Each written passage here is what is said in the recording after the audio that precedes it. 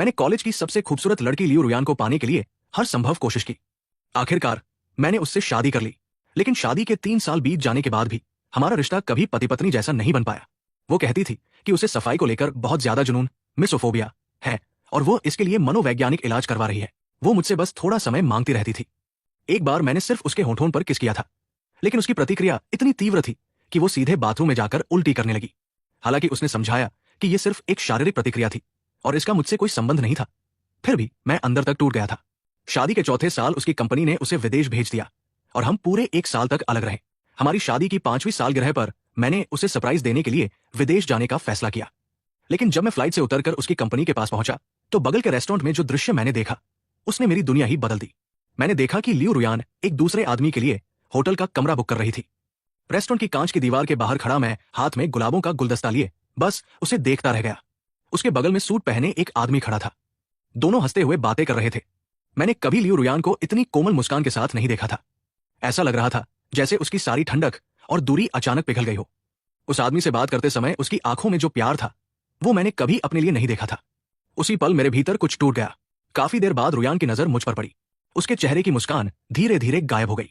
उसने उस आदमी से कुछ फुसफुसाकर कहा और छाता लेकर मेरी ओर चली आई। तुम यहां क्यों हो? उसकी आवाज में मेरे आने की खुशी नहीं बल्कि खलल पड़ने की नाराजगी थी। मैंने जबरदस्ती मुस्कुराते हुए उसे गुलदस्ता थमा दिया। 5वीं सालगिरह मुबारक हो रुयान। लेकिन वो फूल लेने भी नहीं पाई थी कि दूर से उस आदमी की आवाज आई, रुयान, मीटिंग शुरू होने वाली है। रुयान ने मेरी ओर देखा और शांत स्वर में कहा, पहले मेरे साथ अंदर चलो, और फिर वापस मुड़ गई। मैं कुछ देर वही खड़ा रहा, फिर उसके पीछे चल पड़ा। रास्ते में मुझे पता चला कि उस आदमी का नाम शाओ छुआन था और वो रुयान के बेहद करीब था। मैं कई बार रुयान से अकेले बात करने की कोशिश करता, लेकिन शाओ छुआन हर बार बीच में आ जाता। आखिर जब हम मीटिंग रूम के दरवाजे तक पहुंचे तो उसने मेरी तरफ देखा और अचानक स्पेनिश में कुछ कहा। रुयान ने भी स्पेनिश में जवाब दिया।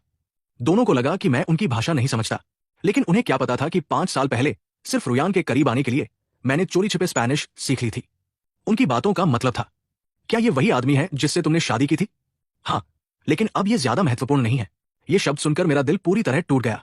मीटिंग रूम में जाने से पहले रुयान ने ठंडे स्वर में कहा, मेरी मीटिंग है, तुम यही इंतजार करो। उसका व्यवहार किसी पति से नहीं बल्कि किसी अजनबी से था। मैं नीचे झुककर अपने हाथों में पड़े मुरझाते हुए गुलाबों को देखने लगा। वे गुलाब बिल्कुल मेरे और उसके रिश्ते जैसे थे।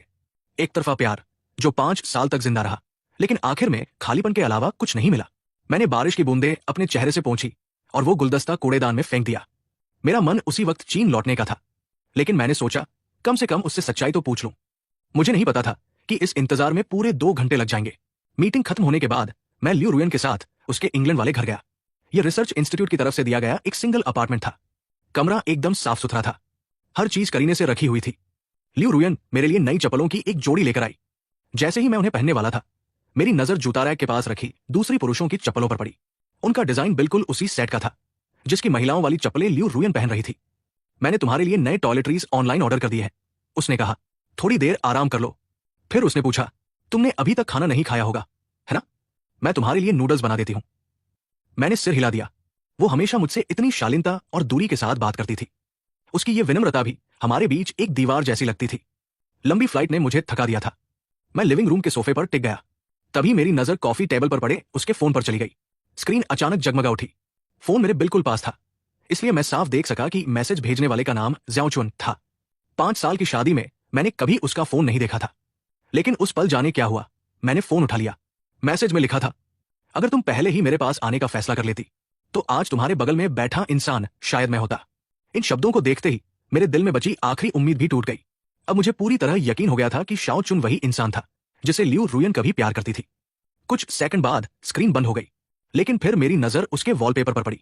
वो शाओ चुन की ग्रेजुएशन गाउन पहने हुए एक तस्वीर थी। मेरी पत्नी के फोन का वॉलपेपर 5 साल तक उसके एक्स बॉयफ्रेंड की तस्वीर रहा था। उस पल मुझे पहली बार पूरी तरह समझ आया कि लियू रुयन की दुनिया में मेरी हैसियत कितनी छोटी थी। रसोई से बर्तनों की हल्की आवाज आ रही थी। मैंने फोन वापस वही रख दिया और ऐसे व्यवहार किया जैसे कुछ देखा ही ना हो। फिर मैं रसोई की ओर चला गया। लियू रुयन ने मेरी तरफ देखा भी नहीं, उसने बस चॉपस्टिक्स मेरी ओर बढ़ा दी। अगर स्वाद अच्छा न लगे तो जबरदस्ती मत खाना। मैंने चॉपस्टिक्स ले ली और धीरे से पूछा, क्या तुम मुझे सच सच बता सकती हो कि तुम्हारे और शाओ चुन के बीच क्या रिश्ता था? लियू रुयन ने शांत स्वर में जवाब दिया, शाओ चुन मेरा एक्स बॉयफ्रेंड है।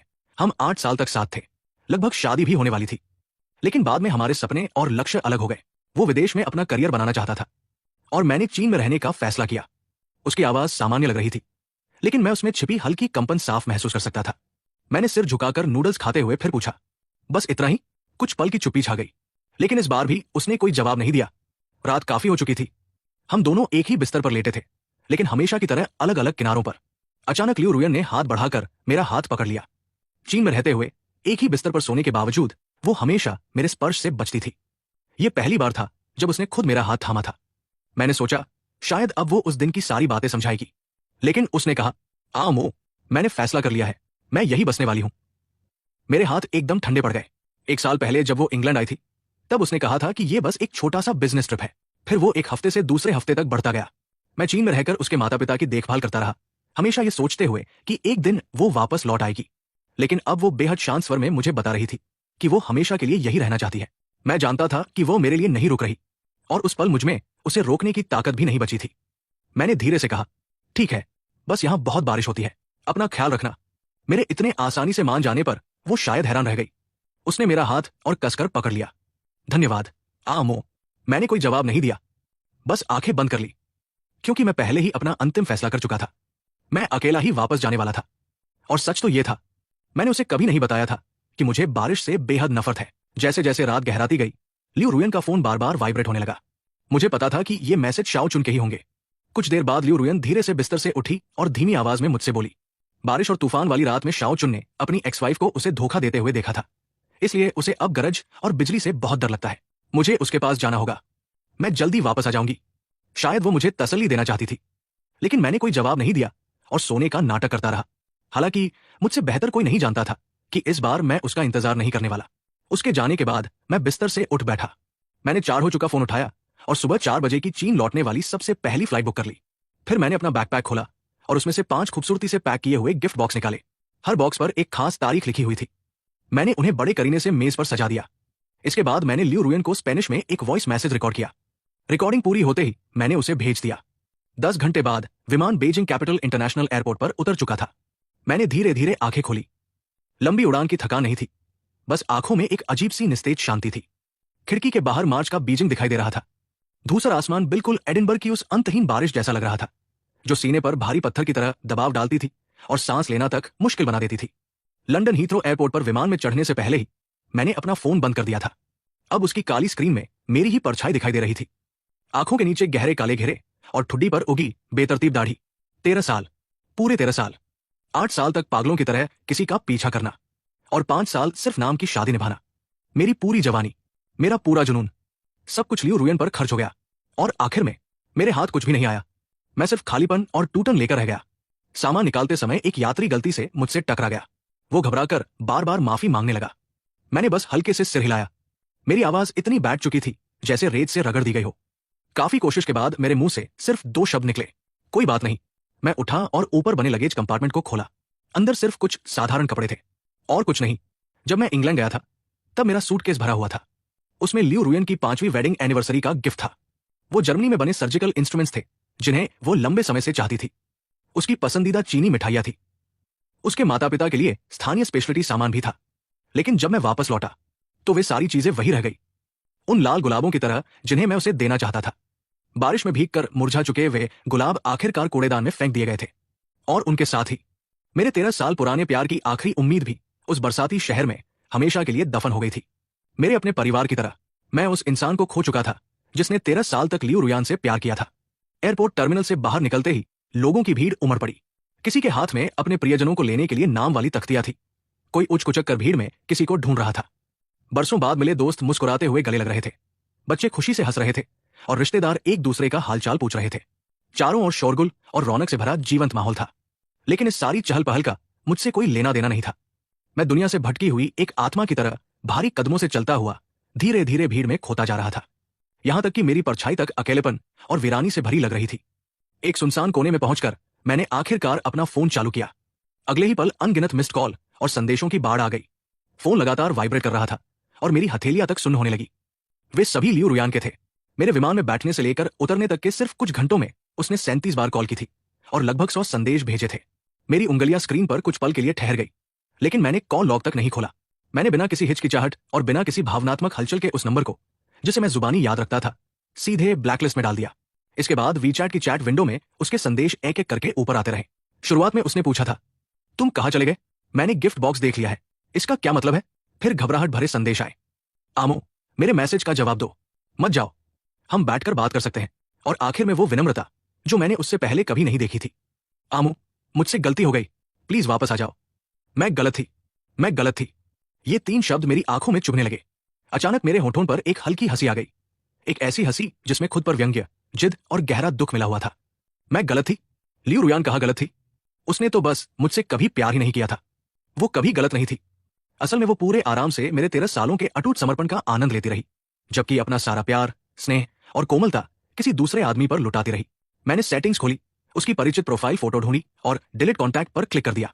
जैसे ही पुष्टि वाला पॉपअप सामने आया, मैंने तुरंत कन्फर्म दबा दिया। 13 साल का जुनून उसी पल मेरे अपने हाथों से पूरी तरह खत्म हो गया। टर्मिनल से बाहर निकलते ही मुझे एहसास हुआ कि मार्च का बीजिंग अब भी देर से खत्म हो रही सर्दियों की ठंड समेटे हुए था। ठंडी हवा चेहरे पर चाकू की धार की तरह लग रही थी। मैंने एक टैक्सी रोकी और उसे उस घर का पता बताया जहां मैं और लियू रुयान पिछले 5 सालों से साथ रहते थे। वो घर मैंने खुद डिजाइन किया था। उस समय उसे एक परफेक्ट घर देने के लिए मैंने न जाने कितनी रातें जागकर नक्शों में बदलाव किए थे और हर छोटी बड़ी बात पर ध्यान दिया था। घर का हर कोना उसकी पसंद और आदतों के हिसाब से बनाया गया था। उसे साफ सफाई का अत्यधिक जुनून था, इसलिए पूरे घर में सबसे उच्च गुणवत्ता वाली, कीटाणुरहित और पर्यावरण अनुकूल निर्माण सामग्री इस्तेमाल की गई थी। यहां तक कि दरारों और कोनों को भी खास तरीके से बनाया गया था ताकि उनमें धूल जमा ना हो सके। वो कई वर्षों से सर्जरी कर रही थी और उसकी कमर में भी समस्या रहती थी, इसलिए रसोई का काउंटर और बाथरूम का वॉश बेसिन उसकी लंबाई के अनुसार विशेष रूप से बनवाया गया था। लिविंग रूम की बड़ी बड़ी कांच की खिड़कियां उस अस्पताल की दिशा में थी जहां वो काम करती थी, सिर्फ इसलिए क्योंकि उसने कभी यूं ही कहा था कि उसे सूर्यास्त देखना पसंद है। लेकिन पिछले 5 सालों में उसने इस घर में कुल मिलाकर 1 साल से भी कम समय बिताया था। वो हमेशा अस्पताल में ओवरटाइम करती रहती, हमेशा किसी न किसी सर्जरी में व्यस्त रहती और हमेशा किसी अकादमिक सम्मेलन में शामिल होती रहती। यहां तक कि जब वो घर आती भी थी तब भी उसके व्यवहार में एक शिष्ट लेकिन ठंडी दूरी बनी रहती। ऐसा लगता था जैसे हमारे बीच कोई अदृश्य कांच की दीवार खड़ी हो। वो एक साधारण गले लगाने या छू लेने में भी बेहद कंजूसी करती थी। मैं अपार्टमेंट के नीचे पहुंचा, टैक्सी का किराया चुकाया और उतरकर उस परिचित इमारत की ओर देखा। 17वीं मंजिल, वही खिड़की जो कभी मेरे लौटने का इंतजार करते हुए रोशनी से जगमगाती रहती थी, वही जगह जिसे मैं अपना अंतिम ठिकाना मानता था, आज पूरी तरह अंधेरी थी। अचानक मुझे सब कुछ बेहद अजनबी लगने लगा। मैं लिफ्ट से ऊपर गया, फिंगरप्रिंट से दरवाजा खोला और क्लिक की आवाज के साथ दरवाजा खुल गया। घर बिल्कुल वैसा ही था जैसा मैं छोड़कर गया था, एकदम साफ सुथरा, हर चीज करीने से सजी हुई, हर कोना लियू रुयान की आदतों को दर्शाता हुआ।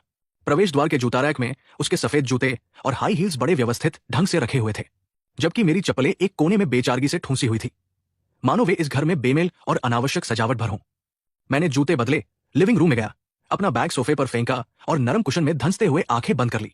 लंबी उड़ान की थकान, 13 सालों की शिकायतें, नाराजगी, टूटा हुआ दिल, उस पल बांध टूटने के बाद उठी बाढ़ की तरह सब कुछ एक साथ मुझ पर टूट पड़ा। मेरे मन में था कि मैं रो पड़ूंगा, लेकिन मेरी आंखें सूखी और दर्द से भरी थी। एक भी आंसू बाहर नहीं निकल पाया। शायद यही टूटे हुए दिल का सबसे गहरा दर्द होता है। पता नहीं मैं अंधेरे में कितनी देर तक यूं ही बैठा रहा। खिड़की के बाहर शहर की नियन लाइटें जल चुकी थी और फिर धीरे धीरे मन पड़ने लगी। तभी अचानक दरवाजे की घंटी बजी, एक बार, फिर दूसरी बार। आवाज में झिझक और संकोच था। मैं ठिठक गया, लेकिन हिला नहीं। इतनी रात गए मुझे कौन ढूंढने आ सकता था, मैं सोच भी नहीं पा रहा था। कुछ और बार घंटी बजी, फिर दरवाजे के बाहर से एक कोमल स्त्री स्वर सुनाई दिया। उसकी आवाज पंख की तरह हल्की थी, लेकिन सीधे मेरे दिल पर आकर ठहर गई। आमो, क्या तुम घर पर हो? वो आवाज जानी पहचानी भी थी और अजनबी भी। मैं कुछ सेकंड चुप रहा, फिर उठकर दरवाजे तक गया और उसे खोल दिया। दरवाजे के बाहर सू छिंग्यान खड़ी थी। उसने हल्के बेज रंग का कश्मीरी कोट पहन रखा था और हाथ में एक थर्मस था। हवा से उसके लंबे काले बाल थोड़े बिखर गए थे और ठंड की वजह से उसके गोरे गाल हल्के लाल हो रहे थे। मुझे देखते ही उसकी आंखें एक पल के लिए चमक उठीं, लेकिन अगले ही पल फिर फीकी पड़ गई। उन आंखों में छिपा दर्द किसी से भी छिप नहीं सकता था। छिंग्यान, तुम यहां क्यों आए हो? मैंने पूछा।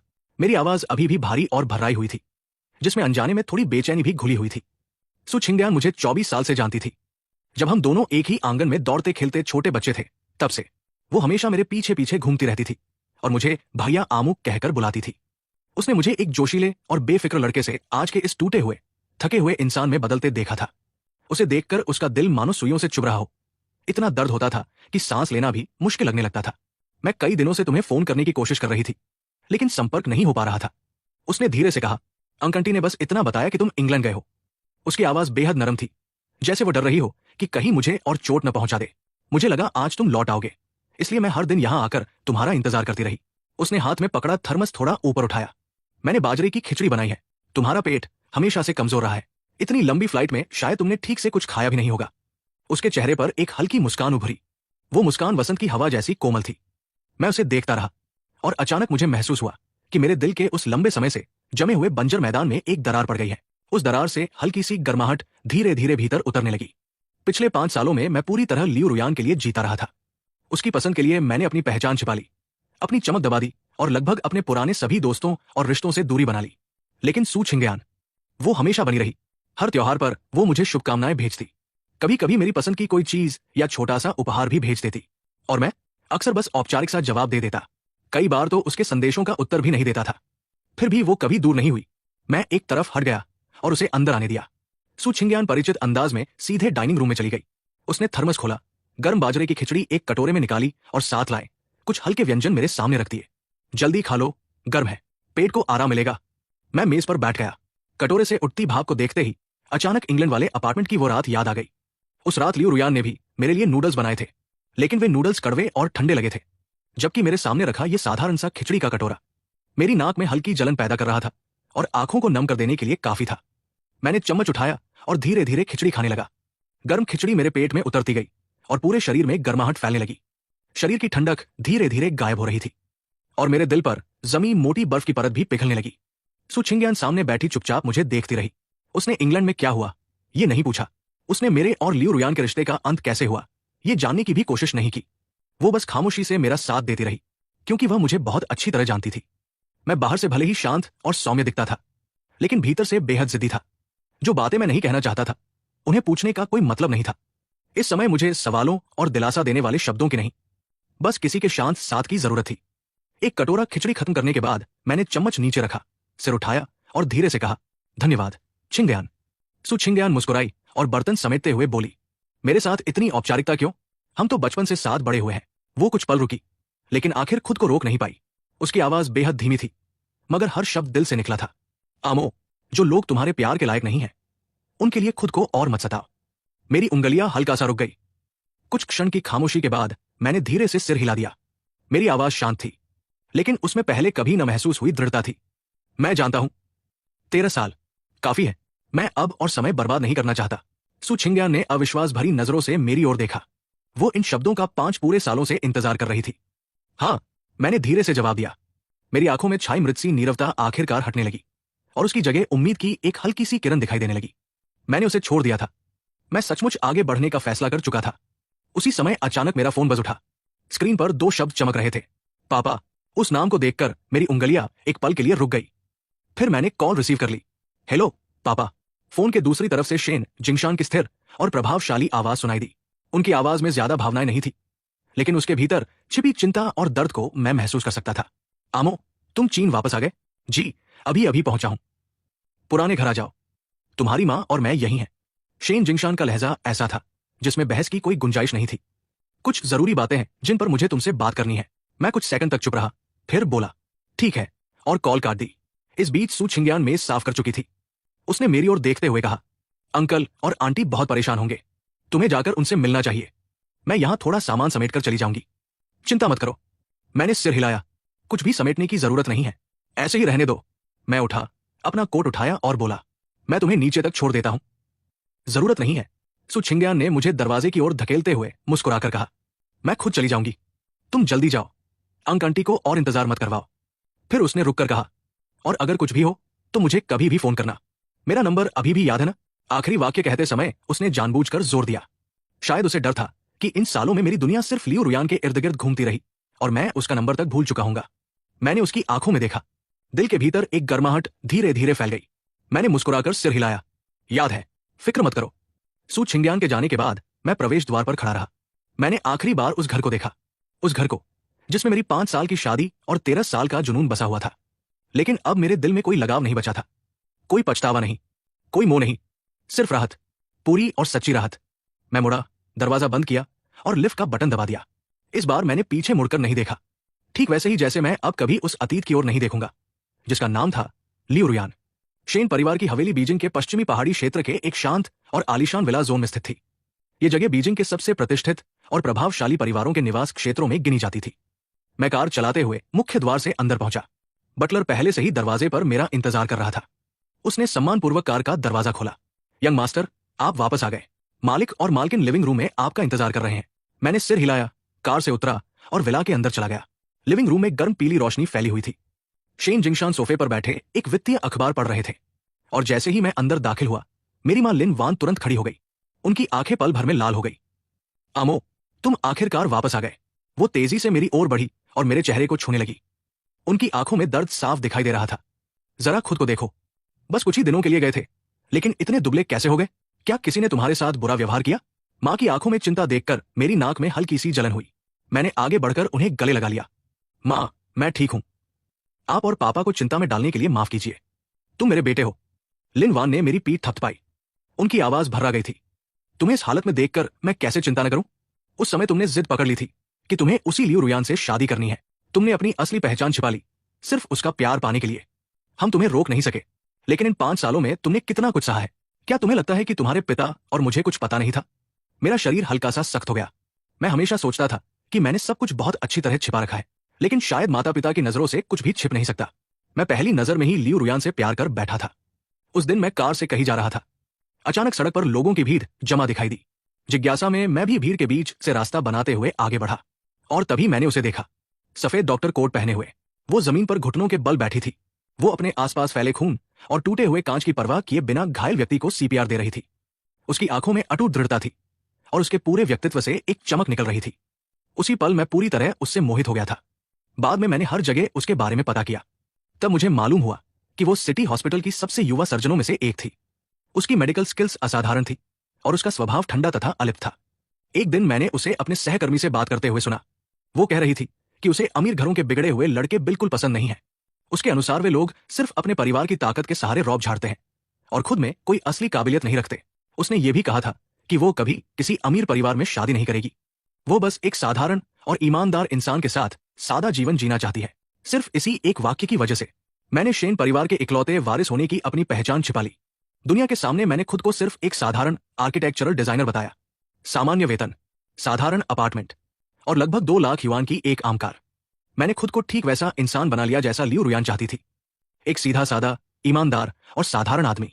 मैंने पूरे 8 साल उसकी बर्फ जैसी ठंडी भावनाओं को पिघलाने में लगा दिए। हालांकि वो हमेशा मुझसे दूरी बनाए रखती थी।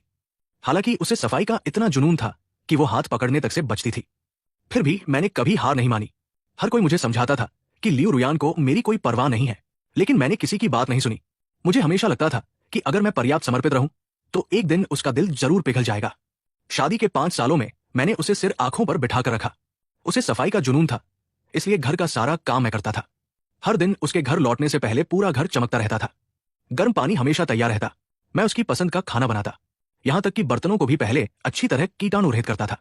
जब उसके माता पिता बीमार होकर अस्पताल में भर्ती हुए, तब मैं बेटे की तरह उनकी सेवा में लगा रहा, दिन रात उनकी देखभाल की। और जब अस्पताल में उसके साथ अन्याय हुआ, जब उसके सहकर्मियों ने उसे परेशान किया, तब मैंने चुपचाप शेन परिवार के प्रभाव और संबंधों का इस्तेमाल करके उसके लिए रास्ता साफ किया, ताकि वो बिना किसी चिंता के अपने मेडिकल रिसर्च और करियर पर ध्यान दे सके। लेकिन उसे हमेशा यही लगता रहा कि ये सब उसकी किस्मत और उसकी अपनी योग्यता की वजह से हो रहा है। उसके लिए मैंने विदेश में पढ़ाई करने का मौका छोड़ दिया, पारिवारिक व्यवसाय संभालने का अवसर छोड़ दिया, वो जिंदगी छोड़ दी जो मेरी होनी चाहिए थी, और पूरे 13 साल तक बिना किसी पहचान के उसके पीछे खड़ा रहने वाला आदमी बन गया। लेकिन आखिरकार मुझे समझ आ गया, जिस दिल में तुम्हारे लिए प्यार ही न हो, उसे कभी गर्म नहीं किया जा सकता। जिस शादी को मैं सबसे कीमती मानता था, वो उसकी नजरों में सिर्फ एक सुविधाजनक समझौता थी, एक खोखला खोल, दुनिया को दिखाने के लिए बनाया गया एक मुखौटा। बैठो, बात करते हैं। शेन जिंगशान ने अखबार नीचे रख दिया। उनका चेहरा हमेशा की तरह शांत था, लेकिन आज उसमें पहले वाली कठोरता नहीं थी। मैंने मां को छोड़ा और सोफे पर जाकर बैठ गया। इंग्लैंड में जो कुछ हुआ मुझे सब पता है, शेन जिंगशान ने शांत स्वर में कहा, लेकिन उनकी आवाज में ऐसा दबदबा था जिसे नजरअंदाज नहीं किया जा सकता था। मुझे उस शाओ छुआन के बारे में भी सब पता है, और लियू रुयान ने क्या किया ये भी। मैंने आश्चर्य से उनकी ओर देखा। तुम्हें लगा कि तुम अपनी पहचान छिपाकर इंग्लैंड जाओगे और मुझे कुछ पता नहीं चलेगा? उन्होंने हल्की सी ठंडी हंसी छोड़ी। तुम मेरे बेटे हो, शेन जिंगशान के बेटे। मैं तुम्हारी हर गतिविधि पर नजर कैसे न रखूं? एडिनबर्ग इंस्टीट्यूट के सामने जब तुम खड़े थे, तब भी मेरे लोग तुम्हारे आसपास मौजूद थे।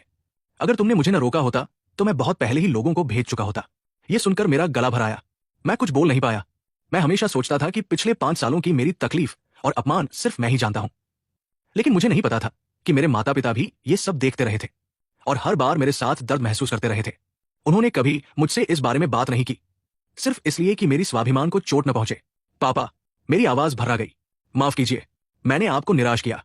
निराश? शेन जिंगशान ने मेरी ओर देखा। इस बार उनका स्वर थोड़ा नरम था। तुमने हमें निराश नहीं किया, तुम बस बहुत युवा थे और प्यार ने तुम्हारी आंखों पर पर्दा डाल दिया था। हर आदमी अपनी जिंदगी में गलतियां करता है, महत्वपूर्ण बात यह है कि समय रहते वापस मुड़ जाए। कुछ क्षण रुककर उन्होंने आगे कहा, उस समय तुमने उसी लड़की से शादी करने की जिद की थी, साधारण जिंदगी जीने की जिद की थी। मैं और तुम्हारी मां तुम्हें रोक सकते थे, लेकिन हमने नहीं रोका, क्योंकि हम चाहते थे कि तुम खुद दीवार से टकराकर लोगों की असलियत पहचानो। अब तुम दीवार से टकरा चुके हो, घायल भी हो चुके हो। जागने का समय आ गया है। मैंने धीरे से सिर हिलाया। मैं जाग चुका हूं। मेरी आंखों में दृढ़ता देखकर शेन जिंगशान ने संतोष से सिर हिलाया। उनकी आंखों में स्वीकृति की एक झलक दिखाई दी। फिर उन्होंने एक फाइल मेरे सामने सरका दी। अब जबकि तुम जाग चुके हो, तो चलो आगे की बात करते हैं। ये शेन ग्रुप के मेडिकल और हेल्थ केयर सेक्टर की जानकारी है। हमारा समूह पिछले 20 वर्षों से चिकित्सा क्षेत्र में काम कर रहा है। दवा अनुसंधान, मेडिकल उपकरण निर्माण, निजी अस्पताल और हेल्थ इंडस्ट्री, पूरी इंडस्ट्री चेन हमारे नियंत्रण में है। खुद देख लो इसका पैमाना। मैंने फाइल खोली और मेरी आंखें फैल गई। मुझे सिर्फ इतना पता था कि शेन परिवार रियल एस्टेट और फाइनेंस से अमीर बना था, लेकिन मुझे अंदाजा नहीं था कि मेडिकल क्षेत्र में उनका प्रभाव इतना विशाल है। देश के शीर्ष निजी अस्पतालों में से लगभग आधे शेन ग्रुप के स्वामित्व में थे। यहां तक कि जिस सिटी हॉस्पिटल में लियू रुयान काम करती थी, वो भी शेन परिवार के सबसे बड़े निवेशकों में से एक के नियंत्रण में था। और ये तो सिर्फ शुरुआत थी। शेन ग्रुप की सहायक कंपनी युआनजो फार्मास्यूटिकल्स चीन की अग्रणी दवा अनुसंधान कंपनियों में से एक थी। उसके रिसर्च सेंटर पूरी दुनिया में फैले हुए थे। शाओ छुआन की तथाकथित छुआनयुआन फार्मास्यूटिकल्स उसके सामने कहीं नहीं ठहरती थी। शेन जिंगशान की आवाज धीरे धीरे ठंडी होती गई। लियू रुयान को सबसे ज्यादा किस बात पर गर्व है?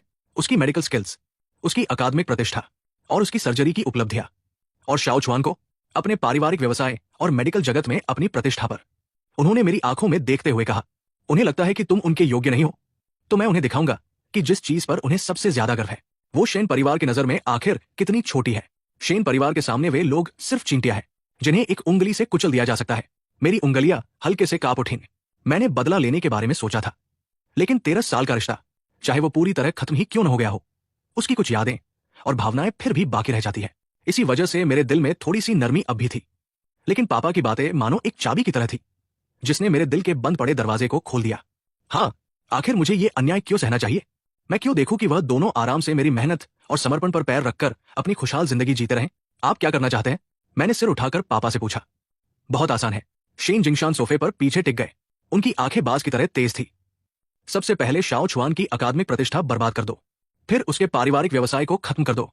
उसे मेडिकल जगत के चमकते सितारे से ऐसा इंसान बना दो जिसे हर कोई नफरत की नजर से देखे। और जहां तक लियू रुयान की बात है, उसे अपने ऊपर बहुत घमंड है ना? उसे लगता है कि उसकी मेडिकल स्किल्स सबसे श्रेष्ठ है। तो मैं उसे दिखाऊंगा कि आज वो जहां खड़ी है, वहां तक पहुंचने में मेरे बेटे का कितना योगदान है। अगर शेन परिवार का सहारा न होता, तो वो कुछ भी नहीं होती। पास बैठी लिन वान भी बोली। और उस समय जब उसे सिटी हॉस्पिटल में नौकरी मिली थी, जब उसे एसोसिएट चीफ फिजिशियन बनाया गया था, जब उसे इतने सारे राष्ट्रीय स्तर के रिसर्च प्रोजेक्ट मिले थे, इन सब के पीछे आमो था। तुमने ही चुपचाप हमसे उसकी मदद करने को कहा था। अब समय आ गया है कि जो हमने दिया था, उसे वापस ले लिया जाए। मैं चुप हो गया, क्योंकि यह सब सच था। जब लियू रुयान को एसोसिएट चीफ फिजिशियन के पद पर प्रमोशन मिल रहा था, उसके प्रतिस्पर्धी लगातार उसके खिलाफ साजिशें कर रहे थे। तब मैंने गुप्त रूप से पापा को फोन किया था और उनसे मदद मांगी थी। तभी सारी रुकावटें हटाई गई थी। उसके रिसर्च प्रोजेक्ट भी कई बार अस्वीकार हो चुके थे। तब मैंने शेन परिवार के संसाधनों का इस्तेमाल करके उसके लिए देश की सर्वश्रेष्ठ रिसर्च टीमों में से एक का सहयोग दिलवाया, यहां तक कि उसके आवेदन दस्तावेज भी दोबारा तैयार करवाए। तब जाकर उसे प्रोजेक्ट की फंडिंग मिली थी। लेकिन मैंने उसे कभी ये सब नहीं बताया। मुझे डर था कि अगर उसे सच्चाई पता चल गई तो वो समझेगी कि मैं अपनी हैसियत दिखा रहा हूं। वो मुझे और भी कम आंकने लगेगी और मुझसे दूर हो जाएगी। लेकिन अब पीछे मुड़कर देखने पर लगता है, मेरे सारे त्याग और चुपचाप किए गए योगदान उसकी नजरों में कुछ भी नहीं थे। जैसे ये सब होना तो स्वाभाविक ही था, जैसे उनकी कोई कीमत ही नहीं थी। पापा, काफी देर की खामोशी के बाद मैंने धीरे से कहा, मैं ये सब खुद संभालना चाहता हूं। अब मेरी आंखों से वो खोया हुआ और बुझा हुआ भाव गायब हो चुका था। उसकी जगह एक तेज चमक आ गई थी। मैं शेन ग्रुप के मेडिकल डिवीजन की जिम्मेदारी लेना चाहता हूं। शेन जिंगशान की आंखों में आश्चर्य की झलक दिखाई दी। फिर वो जोर से हंस पड़े। अच्छा, बहुत अच्छा, यही तो मैं पिछले 5 सालों से सुनना चाहता था। शेन परिवार की सारी संपत्ति मूल रूप से तुम्हारे लिए ही है। अगर तुम इसे संभालना चाहते हो, तो तुम्हारा पिता तुम्हारा पूरा साथ देगा। लिन वान की आंखें भी खुशी से भर उठीं। आमो, तुम जो भी करना चाहो, माँ हमेशा तुम्हारे साथ है। आखिरकार उन्हें अपना वही आत्मविश्वासी और चमकता हुआ बेटा वापस दिखाई दे रहा था। एक और बात है, मैंने मेज पर रखी फाइल उठाई। मेरी उंगलियां उस पर लिखे शब्दों पर रुक गई। तलाक समझौता, लियू रुयान के साथ मेरे तलाक की सारी प्रक्रिया। कृपया वकीलों से संभलवा दीजिए। मैं अब उससे किसी भी तरह का संबंध नहीं रखना चाहता। शेन जिंगशान ने सिर हिलाया।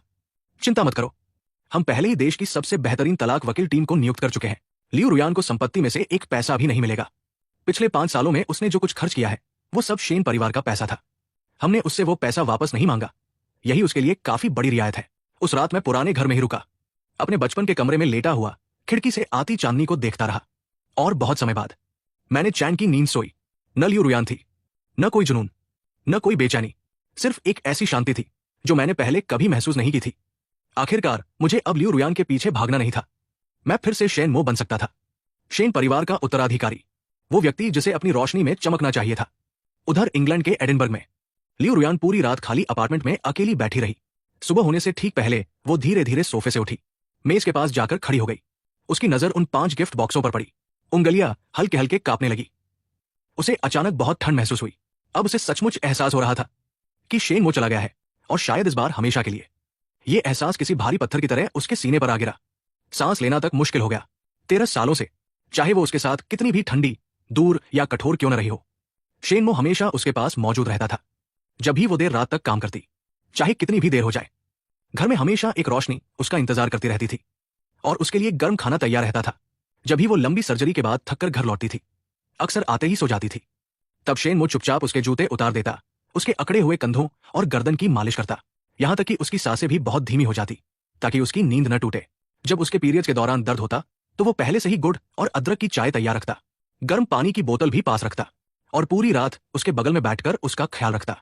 वो उसकी हर छोटी बड़ी जरूरत का ध्यान रखता था, उसे किसी राजकुमारी की तरह संभालता था। लेकिन लियू रुयान ने हमेशा ये सब स्वाभाविक समझा। वो उसकी मौजूदगी की इतनी आदी हो चुकी थी कि उसे कभी लगा ही नहीं कि एक दिन वो चला भी सकता है। उसे हमेशा यकीन था कि चाहे वो उसके साथ कैसा भी व्यवहार करे, शेन मो उसे कभी छोड़कर नहीं जाएगा। वो उसके पीछे खड़े उस सुरक्षित आश्रय की तरह था जो हमेशा वही रहता था, हमेशा उसकी पहुंच में। लेकिन अब वो सुरक्षित ठिकाना गायब हो चुका था। शेन मो चला गया था। कोई झगड़ा नहीं हुआ, कोई चीख पुकार नहीं, कोई आरोप नहीं। वो बस चुपचाप उसकी दुनिया से गायब हो गया था। और यही बात सबसे ज्यादा डरावनी थी। लियू रुयान को अपने दिल में एक अजीब खालीपन महसूस हुआ, साथ ही एक भयानक घबराहट। उसने फिर से फोन उठाया और शेन मो को कॉल करने की कोशिश की, लेकिन वही ठंडी सूचना सामने आई, फोन बंद है। वीचैट पर लाल रंग का विस्मयादिबोधक चिन्ह उसकी आंखों में चुभ गया। उसने उसके दोस्तों का संपर्क ढूंढने की कोशिश की, सोचा किसी से पूछे कि शेन मो कहाँ है, लेकिन तभी उसे एहसास हुआ पिछले 5 सालों में वो कभी भी शेन मो की दुनिया का हिस्सा बनी ही नहीं थी। उसके पास उसके किसी दोस्त का नंबर तक नहीं था। वो उसके बारे में बहुत कम जानती थी। उसे सिर्फ इतना पता था कि वो एक आर्किटेक्ट है, लेकिन उसने किस यूनिवर्सिटी से पढ़ाई की, उसके दोस्त कौन है, उसका परिवार कैसा है, उसे इनमें से कुछ भी नहीं पता था, क्योंकि उसने कभी जानने की कोशिश ही नहीं की, और शेन मो ने भी कभी जबरदस्ती नहीं बताई। यहां तक कि उसे उसका जन्मदिन तक याद नहीं था। लियू रुयान की नजर डे एक लिखे हुए गिफ्ट बॉक्स पर पड़ी। वो पहले ही उसे खोल चुकी थी। अब उसके हाथ में वही ठंडी धातु की कफलिंग थी। उनकी ठंडक उसकी हथेली में चुभ रही थी। उसे याद आया, पहली शादी की सालगिरह पर जब शेन मो ने ये गिफ्ट उसे दिया था, तब उसकी आंखें कितनी चमक रही थी। लेकिन उस समय वो क्या कर रही थी? वो शाओ छुआन से चैट कर रही थी। शाओ छुआन ने बताया था कि विदेश में उसकी रिसर्च किसी मुश्किल में फंस गई है। वो उसी चिंता में डूबी हुई थी। उसने गिफ्ट बॉक्स की तरफ ठीक से देखा तक नहीं, बस ठंडे स्वर में कह दिया था, ये सब दिखावा है, इसका कोई मतलब नहीं। उसे तो ये भी याद नहीं था कि उस समय शेन मो के चेहरे पर कैसी अभिव्यक्ति थी। अब पीछे मुड़कर सोचने पर वो कितना निराश हुआ होगा, कितना टूट गया होगा। जैसे किसी अदृश्य शक्ति के वश में होकर उसने दूसरा गिफ्ट बॉक्स उठाया, धीरे धीरे उसे खोला। अंदर एक हाथ से बुना हुआ लाल धागा था। उसमें एक छोटा सा हैतियन जेड का सुरक्षा ताबीज बंधा हुआ था। लियू रुयान की आंखें फैल गई। पलक झपकते ही उसकी आंखें लाल हो गई। उसे याद आ गया, ये उनकी शादी का दूसरा साल था। उस समय वो एक दूर दराज पहाड़ी इलाके में मेडिकल कैंप के लिए गई थी। वहां अचानक भूस्खलन हुआ था। उसकी गाड़ी पहाड़ी ढलान से नीचे पलट गई थी। हालांकि उसे सिर्फ मामूली चोटें आई थी, लेकिन जब यह खबर देश पहुंची, शेन मो लगभग पागल हो गया था। वो रात भर गाड़ी चलाकर वहां पहुंचा और 2 दिन 2 रात तक पहाड़ के नीचे इंतजार करता रहा, जब तक वो सुरक्षित बाहर नहीं आ गई। उसके बाद उसने यही लाल धागा उसकी कलाई पर बांधा था और मुस्कुराते हुए कहा था, मैंने मंदिर में तुम्हारी सुरक्षा के लिए प्रार्थना की है। लेकिन उस समय लियू रुयान को लगा था कि इसे पहनकर सर्जरी करना असुविधाजनक है, और सच कहें तो उसे ये थोड़ा भद्दा भी लगा था। 2 दिन बाद उसने इसे उतारकर दराज में फेंक दिया, फिर कभी नहीं पहना। यहां तक कि उसने शेन मो पर गुस्सा भी किया था, उसे अंधविश्वासी कहा था और आरोप लगाया था कि वो उसके काम में बाधा डाल रहा है। उसे लगा था कि यह धागा कब का फेंका जा चुका होगा, लेकिन उसने कभी नहीं सोचा था कि शेन मो ने इसे इतने सालों तक संभाल कर रखा होगा, इतनी सावधानी से, यहां तक कि इंग्लैंड तक अपने साथ लाया होगा और इस गिफ्ट बॉक्स में रख दिया होगा। लियू रुयान लाल धागे को पकड़े हुए थी, उसकी उंगलियां बुरी तरह कांप रही थी। धागा बिल्कुल नया जैसा था, उस पर घिसावट का एक भी निशान नहीं था। यह साबित करने के लिए काफी था कि शेन मो ने उसे कितनी सावधानी से सहज कर रखा था, लेकिन उसने उस पर कभी एक नजर डालने की भी हिम्मत नहीं उठाई। उसका दिल जैसे किसी अदृश्य हाथ ने कसकर जकड़ लिया हो। सीने में घुटन और दर्द की लहर पूरे शरीर में फैल गई। उसी समय दरवाजे की घंटी बजी। लियू रुयान अचानक होश में लौटी। उसने आंखों के कोनों से आंसू पोंछे, फिर उठकर दरवाजा खोला। बाहर शाओ छुआन खड़ा था, उसके हाथ में नाश्ता था, चेहरे पर हमेशा की तरह कोमल मुस्कान। रुयान, मैं तुम्हारे लिए नाश्ता लाया हूं। कल रात तुमने मेरे मैसेज का जवाब नहीं दिया, मुझे थोड़ी चिंता हो रही थी। पहले जब भी वो शाओ छुआन को इस तरह मुस्कुराते देखती थी, उसका दिल गर्माहट से भर जाता था, लेकिन आज उसे बिना वजह चिढ़ महसूस हुई। अंदर आ जाओ, उसने एक तरफ हटते हुए कहा। उसकी आवाज में पहले जैसी गर्मजोशी नहीं थी, सिर्फ ठंडापन था। शाओ छुआन अंदर आया और तुरंत मेज पर रखे 2 खुले हुए गिफ्ट बॉक्सों को देख लिया, साथ ही लियू रुयान के हाथ में पकड़ा लाल धागा भी। उसने हल्का सा भौहें सिकोड़ ली। ये क्या है? शेन मो छोड़ गया है? लियू रुयान ने चुपचाप सिर हिला दिया, फिर बिना कुछ कहे उस लाल धागे को वापस गिफ्ट बॉक्स में रख दिया। रुयान, इतना मत सोचो। शाओ छुआन ने नाश्ता मेज पर रखा और उसके पास आकर उसे गले लगाने के लिए हाथ बढ़ाया। शेन मो बस थोड़ा नाराज है, 2-4 दिनों में सब ठीक हो जाएगा। इतने सालों से वो तुम्हारा पीछा करता आया है, वो यूं ही हार नहीं मानेगा। लेकिन लियू रुयान अनजाने में ही एक कदम पीछे हट गई। शाओ छुआन का हाथ हवा में ही रुक गया। उसकी आंखों में हैरानी की झलक उभर आई। इतने वर्षों की पहचान में, हालांकि लियू रुयान को सफाई का जुनून था, लेकिन उसने कभी उसके स्पर्श से इस तरह परहेज नहीं किया था। रुयान, क्या हुआ? उसने उलझन भरे स्वर में पूछा। कुछ नहीं, लियू रुयान ने सिर हिलाया और जाकर सोफे पर बैठ गई। बस थोड़ी थकी हुई हूं। शाओ छुआन को देखते ही अचानक उसके मन में उस बरसाती रात की याद उभर आई। उस रात शाओ छुआन ने उससे कहा था कि उसे गरज और बिजली से डर लगता है, इसलिए वो उसके साथ रहना चाहता है। उसने सोचा था कि शेन मो सो चुका होगा, लेकिन वो जाग रहा था, बिस्तर पर चुपचाप लेटा हुआ, उन बहानों को सुन रहा था जिनकी मदद से वो किसी दूसरे आदमी के साथ समय बिताना चाहती थी। उस समय उसके दिल में कितनी निराशा रही होगी। फिर उसे रिसर्च इंस्टीट्यूट के बाहर का वह दृश्य याद आया, जहां उसने खुद झुककर शाओ छुआन के भीगे हुए जूते और मोजे उतारे थे। उसकी आवाज इतनी कोमल थी कि किसी का भी दिल पिघल जाए। और उसी समय शेन मो बारिश में खड़ा था। उसके हाथों में वे गुलाब थे जो वो उसके लिए लाया था, पूरा भीगा हुआ, बिल्कुल किसी बाहरी इंसान की तरह। वो चुपचाप देख रहा था कि जिस कोमलता और प्यार की उसे हमेशा चाहती, वो किसी और को मिल रहा था। यहां तक कि उसने स्पेनिश में उसके सामने कहा था, शेन मो सिर्फ एक उपयुक्त पति है, वो योग्य है या नहीं इससे कोई फर्क नहीं पड़ता। अब जाकर लियू रुयान को समझ आया कि उसने शेन मो को कितनी गहराई तक चोट पहुंचाई थी। रुयान, शाओ छुआन उसके बगल में बैठ गया। अगले हफ्ते बर्लिन में एक अंतर्राष्ट्रीय मेडिकल समिट है। आयोजकों ने मुझे निमंत्रण भेजा है। मैंने उन्हें बताया है कि मैं तुम्हें अपने साथ ले जाऊंगा। हम दोनों मंच पर साथ प्रस्तुति देंगे। तुम्हारे अंतर्राष्ट्रीय मेडिकल करियर के लिए यह बहुत अच्छा मौका होगा। लियू रुयान ने उसकी ओर देखा, लेकिन उसके दिल में कोई हलचल नहीं हुई। पहले अकादमिक प्रतिष्ठा, अंतर्राष्ट्रीय पहचान, मेडिकल जगत में सम्मान, यही सब उसके लिए सबसे महत्वपूर्ण था। इन सब के लिए उसने शेन मो की भावनाओं को नजरअंदाज किया, अपनी शादी की बलि चढ़ा दी और शेन मो के त्याग को बिना किसी अपराध बोध के स्वीकार करती रही। वो अपने तथाकथित आदर्शों का पीछा करना चाहती थी, लेकिन अब उसे इन सब में कोई रुचि नहीं बची थी। मैं नहीं जाऊंगी, उसने धीरे से सिर हिला दिया। क्या? शाओ छुआन स्तब्ध रह गया। ये ऐसा अवसर था जिसके लिए न जाने कितने लोग तरसते। मुझे दिलचस्पी नहीं है, लियू रुयान ने सपाट स्वर में कहा। मैं चीन वापस जाना चाहती हूं। मुझे शेन मो को ढूंढना है, मुझे उससे माफी मांगनी है, सब कुछ समझाना है और उसे वापस लाना है। मैं उसे खो नहीं सकती। शाओ छुआन का चेहरा तुरंत बदल गया। चीन वापस? शेन मो के पास वापस? रुयान, भूल मत जाओ कि तुमने इंग्लैंड में रहने और मेरे साथ रहने का फैसला किया था। अब उसके पास लौटने का क्या मतलब है? तुम दोनों की शादी को 5 साल हो चुके हैं। मुझे वापस जाकर सब साफ करना होगा। लियू रुयान की आवाज में झुंझलाहट थी। सब साफ करना होगा? शाओ छुआन की आवाज ऊंची हो गई। अब और क्या बचा है कहने के लिए? वो बिना कुछ बोले चला गया। स्पष्ट है कि वो ये शादी जारी नहीं रखना चाहता। अब उसके पीछे जाकर गिड़गिड़ाना सिर्फ खुद को छोटा करना है। तुम इतनी विनम्र कब से हो गई? लियू रुयान ने उसकी ओर देखा और अचानक उसे शाओ छुआन बेहद अजनबी लगा, क्योंकि इतने सालों से वो हमेशा शेन मो के सामने ऊंचे स्थान पर खड़ा रहा था। हमेशा वही था जिसे दुलार और महत्व मिलता था। उसने कभी विनम्र होना सीखा ही नहीं था। लेकिन शेन मो के जाने के बाद लियू रुयान पहली बार समझ पाई कि बेपसी क्या होती है और किसी के सामने खुद को कितना छोटा महसूस करना पड़ता है। ये मेरा निजी मामला है। वो ठंडे स्वर में बोली, तुम्हें इससे कोई मतलब नहीं, अब तुम वापस जाओ, मैं अकेली रहना चाहती हूं। शाओ छुआन ने उसके बेरुखे चेहरे को देखा। उसके भीतर गुस्सा उबल रहा था, लेकिन आखिरकार उसने खुद को रोक लिया। वो खड़ा हुआ, अपने सूट को ठीक किया और नरम आवाज में बोला, ठीक है, मैं तुम्हें मजबूर नहीं करूंगा, लेकिन अच्छी तरह सोच लेना, ऐसा कोई फैसला मत लेना जिस पर बाद में पछताना पड़े। ये कहकर वो चला गया। दरवाजा बंद होते ही लियू रुयान अब और खुद को रोक नहीं सकी। वो सोफे पर गिर पड़ी और उसकी आंखों से आंसू बहने लगे। उसने कांपते हाथों से डे 3 लिखा हुआ गिफ्ट बॉक्स उठाया। धीरे धीरे उसे खोला। अंदर एक फोटो एल्बम था। जैसे ही उसने उसे खोला, उसका हाथ वहीं रुक गया। पूरी एल्बम उसकी तस्वीरों से भरी हुई थी। सर्जरी करते समय उसका एकाग्र चेहरा, काम से थककर सोफे पर सो जाने की तस्वीर, पुरस्कार मंच पर उसकी विजयी मुस्कान, खाना खाते समय होठों पर चिपका हुआ चावल का दाना, पीरियड्स के दर्द में बिस्तर पर सिकुड़कर लेटी हुई, खिड़की के बाहर खोई हुई निगाहों से देखते हुए, उनकी पहली मुलाकात से लेकर शादी के 5वें साल तक पूरे 13 वर्षों की यादें, उसकी जिंदगी का लगभग हर महत्वपूर्ण पल शेन मो ने चुपचाप कैमरे में कैद किया था। फिर उन्हें सावधानी से इस एल्बम में सहेजा था। हर तस्वीर के नीचे एक छोटा सा नोट भी था, तारीख और उस दिन की उसकी भावना। 15 सितंबर 2013।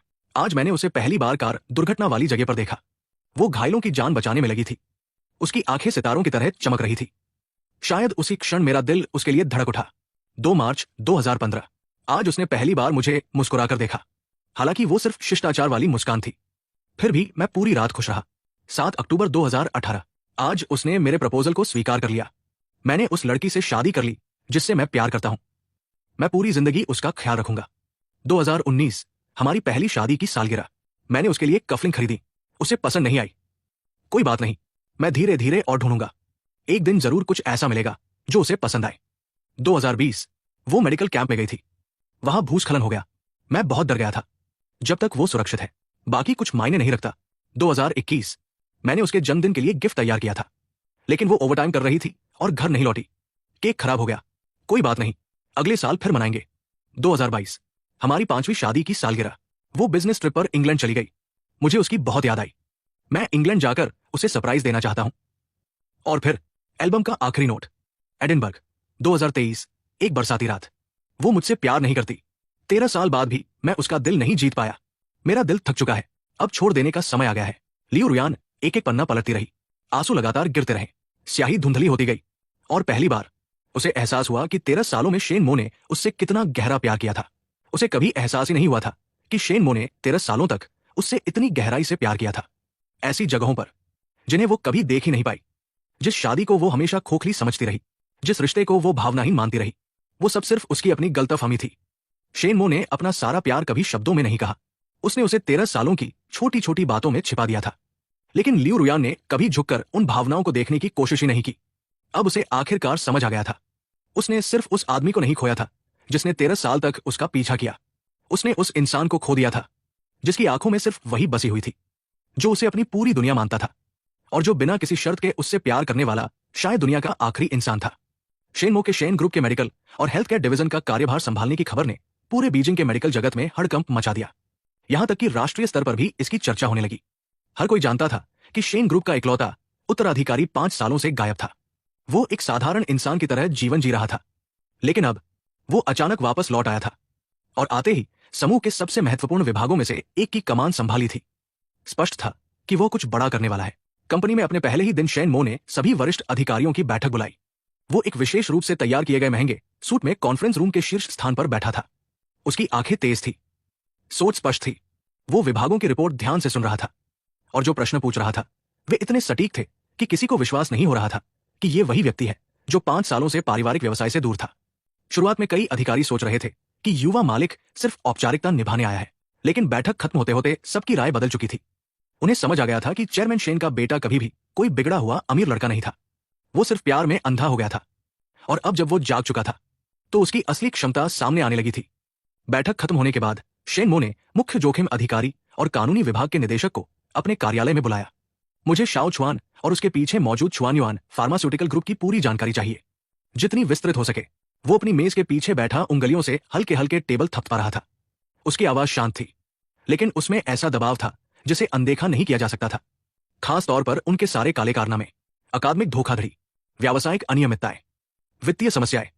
मुझे सब कुछ चाहिए। 3 दिन काफी होंगे सर, मुख्य जोखिम अधिकारी ने तुरंत पूछा। फिर बिना इंतजार किए बोला, असल में चेयरमैन शेन पहले ही आदेश दे चुके थे। हम जानकारी इकट्ठा करना शुरू कर चुके हैं, लगभग सब तैयार है, मैं अभी लेकर आता हूं। शेन मो ने बस सिर हिला दिया। उसके चेहरे पर कोई भावना नहीं थी। वो कोई संत नहीं था। शाओ छुआन और लियू रुयान ने जो अपमान और दर्द उसे दिया था, उसे वो यूं ही जाने नहीं देने वाला था। वो उन्हें दिखाना चाहता था कि ताकत का असली मतलब क्या होता है, और ये भी कि कुछ लोगों को चुनौती देने की कीमत कितनी भारी पड़ती है। जल्द ही दस्तावेजों का एक मोटा ढेर उसकी मेज पर रखा गया। शेन मो एक एक पन्ना पलटने लगा। धीरे धीरे उसके होठों पर ठंडी मुस्कान उभर आई। शाओ छुआन, छुआनयुआन फार्मास्यूटिकल्स का उत्तराधिकारी। एडिनबर्ग मेडिकल रिसर्च इंस्टीट्यूट में रिसर्चर की उसकी प्रतिष्ठित नौकरी भी मुख्यतः उसके परिवार के प्रभाव की वजह से मिली थी। बाहर से वो खुद को मेडिकल प्रतिभा के रूप में प्रस्तुत करता था, लेकिन सच्चाई कुछ और थी। अंतर्राष्ट्रीय प्रतिष्ठित जर्नलों में प्रकाशित उसके कई शोध पत्रों में गंभीर गड़बड़ियां थी। कई प्रयोगों के परिणाम दोबारा दोहराए ही नहीं जा सकते थे। कुछ शोधों में तो दूसरे लोगों के काम की नकल तक की गई थी। व्यापारिक क्षेत्र में स्थिति और भी बदतर थी। छुआनयुआन फार्मास्यूटिकल्स की कई प्रमुख दवाओं के क्लिनिकल ट्रायल डेटा में हेरफेर किया गया था। नियामक अधिकारियों को रिश्वत देकर बाजार की अनुमति प्राप्त की गई थी। कंपनी टैक्स चोरी करती थी, वित्तीय रिकॉर्ड में धोखाधड़ी करती थी, राजस्व आंकड़ों को बढ़ा चढ़ाकर दिखाती थी और शेयर बाजार से अवैध लाभ कमाती थी। कुछ दवाओं के कारण मरीजों में गंभीर दुष्प्रभाव भी हुए थे, लेकिन उन मामलों को पैसे देकर दबा दिया गया था। इनमें से हर एक दस्तावेज ऐसा सबूत था जो शाओ छुआन की प्रतिष्ठा पूरी तरह नष्ट कर सकता था और उसे जेल तक पहुंचा सकता था। शेन मो ने व्यंग्यपूर्ण मुस्कान के साथ फाइल बंद कर दी। लियू रुयान ने ऐसे इंसान को खजाना समझ रखा है। उसने कानूनी निदेशक की ओर देखते हुए कहा, पहला कदम, उसके शोध पत्रों में मौजूद धोखाधड़ी के पुख्ता सबूत प्रमुख मेडिकल जर्नलों के संपादकीय कार्यालयों को भेजो, साथ ही एडिनबर्ग मेडिकल इंस्टीट्यूट की एथिक्स कमेटी को भी, और एक ही समय पर इन्हें अंतर्राष्ट्रीय मेडिकल फोरम और अकादमिक प्लेटफॉर्म्स पर गुमनाम रूप से उजागर कर दो। उसकी आवाज बर्फ जैसी ठंडी थी।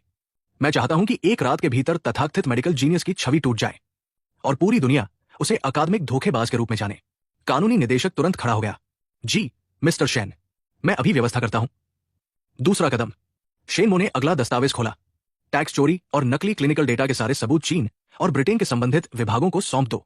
साथ ही हमारे यूरोपीय साझेदारों को सक्रिय करो।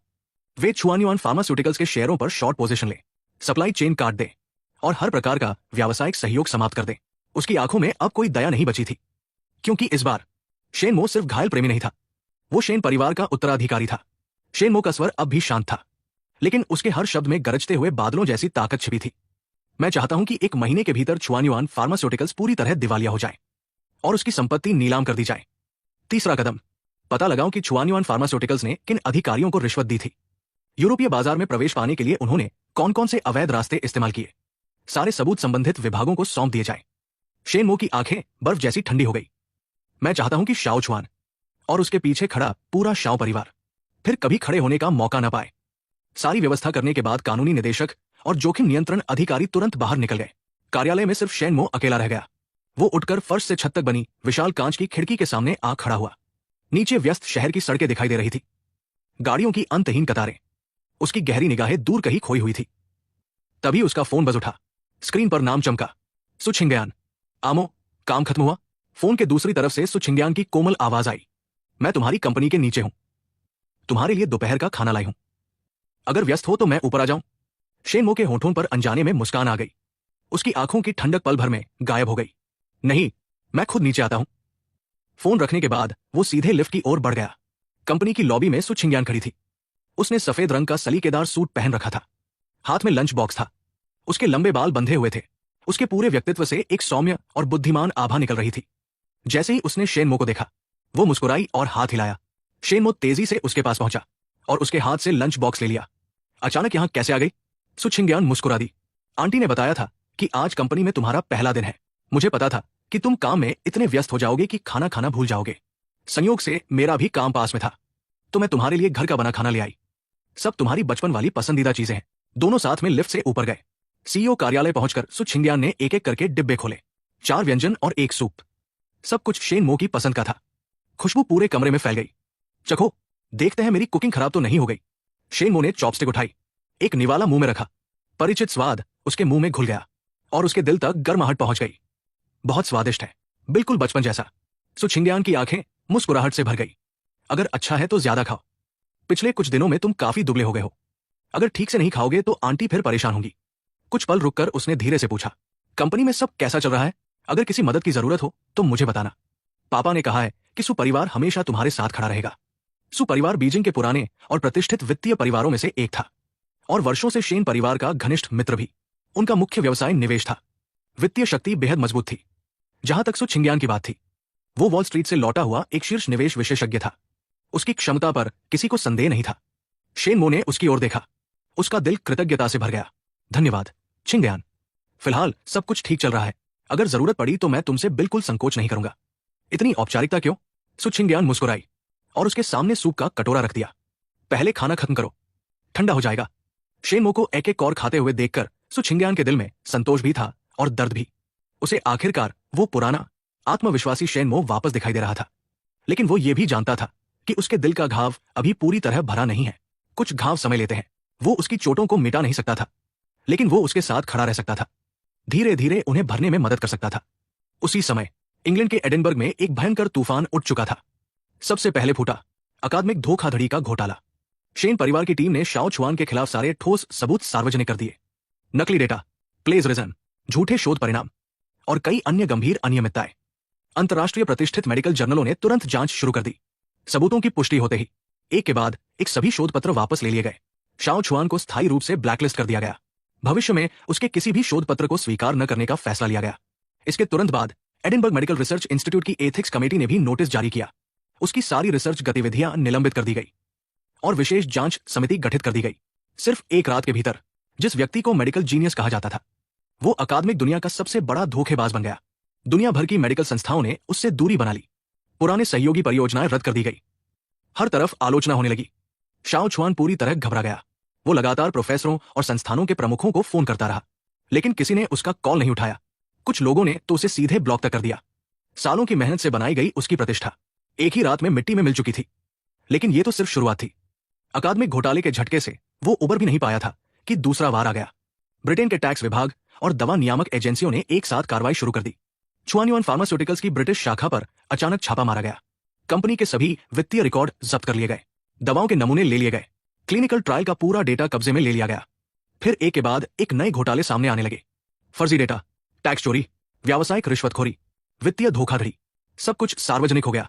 उसी दिन छुआनयुआन फार्मास्यूटिकल्स के शेयरों में भारी गिरावट आई। शेयर मूल्य लगभग 70% तक टूट गया।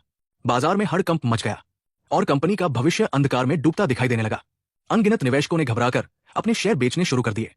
साझेदार कंपनियों ने एक के बाद एक सहयोग समाप्त करने की घोषणाएं कर दी। बैंकों ने भी अपने ऋण वापस मांगने शुरू कर दिए और समय से पहले भुगतान की मांग कर दी। सिर्फ एक रात में छुआनयुआन फार्मास्यूटिकल्स की नकदी व्यवस्था पूरी तरह ढह गई। चीन स्थित उसका मुख्यालय भी बच नहीं पाया। दवा नियामक विभाग, कर विभाग और प्रतिभूति नियामक आयोग तीनों ने एक साथ जांच शुरू कर दी। कंपनी के कारखाने सील कर दिए गए। दवाइयां बाजार से हटवा दी गई। बैंक खाते फ्रीज कर दिए गए। शाओ छुआन के पिता पर भी भारी आघात पड़ा। सिर्फ एक रात में उनके बाल सफेद हो गए और उन्हें आपातकालीन रूप से अस्पताल में भर्ती कराना पड़ा। महज एक सप्ताह के भीतर कभी शानदार मानी जाने वाली छुआनयुआन फार्मास्यूटिकल्स दिवालियापन के कगार पर पहुंच गई। शाओ परिवार, जो कभी समाज का प्रतिष्ठित परिवार था, अब कर्ज में डूबा हुआ बिखरा हुआ परिवार बन चुका था। शाओ छुआन पूरी तरह टूट गया। उसने खुद को अपने अपार्टमेंट में बंद कर लिया। पागल जानवर की तरह कमरे की हर चीज तोड़ता रहा। उसे समझ नहीं आ रहा था कि आखिर उसने किसे नाराज कर दिया था और अचानक उसके ऊपर इतनी भयानक तबाही क्यों टूट पड़ी। तभी उसके वकील का फोन आया। आवाज निराशा से भरी हुई थी। मिस्टर शाओ, हमें पता चल गया है, जो हमारे खिलाफ कार्रवाई कर रहा है वो चीन का शेन ग्रुप है। सभी शॉर्ट सेलिंग रिपोर्ट, सभी खुलासे, सब कुछ शेन ग्रुप ने करवाया है। हम उनका मुकाबला नहीं कर सकते। शेन ग्रुप की ताकत हमसे 100 गुना, 1000 गुना ज्यादा है। हमारे पास पलटवार करने का कोई मौका नहीं है। शाओ छुआन स्तब्ध रह गया। उसकी आंखें अविश्वास से फैल गई। कौन सा शेन ग्रुप? मैंने उन्हें कब नाराज किया? वकील ने कांपती आवाज में जवाब दिया। बीजिंग का शेन परिवार देश के सबसे बड़े व्यापारिक समूह में से एक, रियल एस्टेट और फाइनेंस से शुरुआत की थी। उनका उत्तराधिकारी शेन मो है। शाओ छुआन की पुतलियां सिकुड़ गई। उसके शरीर का खून जैसे एक पल में जम गया। उसे अचानक एडिनबर्ग की वो बारिश भरी रात याद आ गई। वही आदमी जो भीगता हुआ गुलाबों का गुलदस्ता पकड़े खड़ा था, जो विनम्र और साधारण दिखाई देता था, जिसका उसने स्पेनिश में मजाक उड़ाया था, जिसके बारे में उसने कहा था कि वो लियू रुयान के लायक नहीं है। वो आदमी असल में शेन ग्रुप का उत्तराधिकारी था। शाओ छुआन के पैरों से ताकत निकल गई। वो धड़ाम से जमीन पर गिर पड़ा। उसका चेहरा राख की तरह सफेद पड़ गया।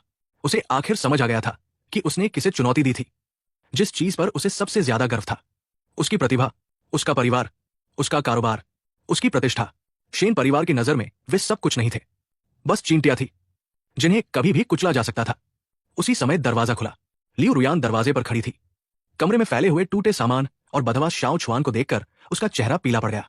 उसे अब सब कुछ पता चल चुका था। शाओ छुआन की अकादमिक धोखाधड़ी, छुआन युआन फार्मास्यूटिकल्स का पतन, शाओ परिवार का विनाश, और इन सब के पीछे शेन मो था।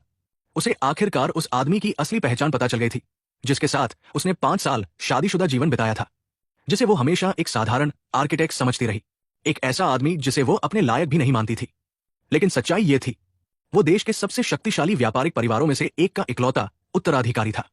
उसे याद आया कि कैसे उसने और शाओ छुआन ने स्पेनिश में उसका मजाक उड़ाया था, कैसे वो हमेशा उसके प्रति ठंडी और तिरस्कारपूर्ण रही, कैसे उसने शेन मो की निस्वार्थ मोहब्बत को स्वाभाविक अधिकार समझ लिया और अपना सारा स्नेह शाओ छुआन पर लुटा दिया। उसे ऐसा महसूस हुआ जैसे किसी ने उसके चेहरे पर बार बार तमाचे मारे हों। चेहरा जल रहा था, दिल शर्म और पछतावे से भर गया था। उसे देखते ही शाओ छुआन ऐसे उसकी तरफ भागा जैसे डूबता हुआ इंसान तिनके का सहारा पकड़ रहा हो। वो लड़खड़ाते हुए उसके पास पहुंचा और उसका हाथ कसकर पकड़ लिया। मेरी मदद करो, जाकर शेन मो से विनती करो, उसे कहो कि मुझे छोड़ दे, हमारे शाओ परिवार को बर्बाद मत करे। तुम उसकी पत्नी हो, वो तुम्हारी बात जरूर मानेगा, प्लीज उससे मेरे लिए बात करो। लियू रुयान ने उसकी तरफ देखा, उस आदमी की ओर जिसे वो कभी अपना आदर्श समझती थी।